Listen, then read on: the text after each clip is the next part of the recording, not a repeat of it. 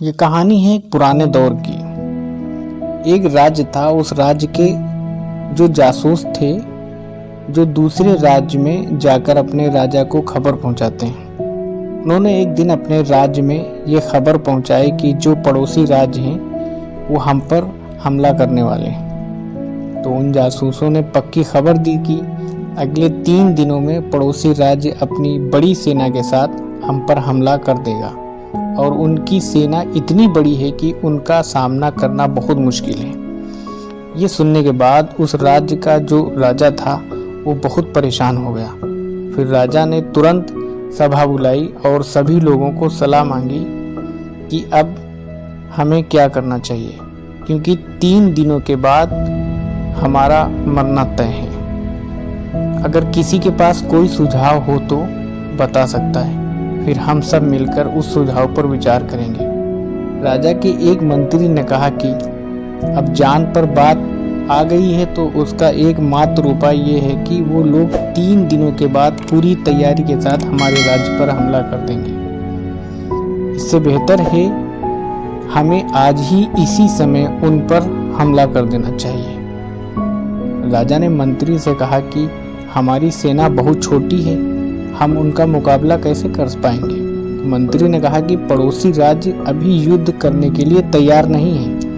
अभी अगर हम उन पर हमला कर देंगे तो वो संभाल नहीं पाएंगे और हमारे जीतने की कुछ तो संभावना होगी। तो वो 3 दिनों के बाद पूरी तैयारी के साथ हम पर हमला करने वाले हैं और तब भी हमारे पास इतनी ही सेना होगी। राजा को मंत्री का ये सुझाव बहुत अच्छा लगा और उसने तुरंत अपनी सेना को तैयार होने का हुक्म दे दिया। सेना छोटी होने की वजह से उस राज्य के नागरिक भी सेना के साथ जुड़कर युद्ध में चले गए। पड़ोसी राज्य तक पहुंचने के लिए एक पुल पार करना पड़ता था।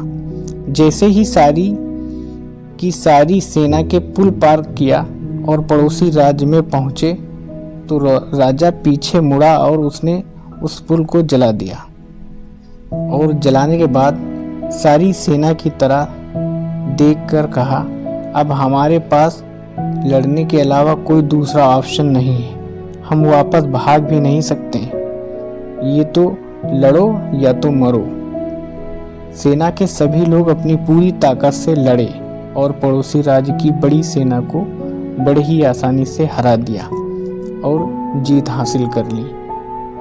जीत गए इस एटीट्यूड के साथ कि हमारे पास कोई दूसरा ऑप्शन नहीं है। इस कहानी से हमें ये सीख मिलती है कि अब जब आपके पास कोई ऑप्शन नहीं रह जाता है, जब आपके पास सिर्फ एक प्लान होता है, तो सभी आपके अंदर की ताकत बाहर आ जाती है, क्योंकि आपको पता होता है कि आपके पास कोई दूसरा ऑप्शन ही नहीं है। जब आपके पास 2 या 2 से ज़्यादा ऑप्शन होते हैं तब उस काम के पूरे होने की पॉसिबिलिटी बहुत कम हो जाती है, क्योंकि आपके अंदर की ताकत बाहर नहीं आ पाती है। अगर सच में आपको किसी काम में सक्सेस हासिल करनी है या तो दूसरा ऑप्शन को मिटा दो। दोस्तों, आज के लिए इतना ही।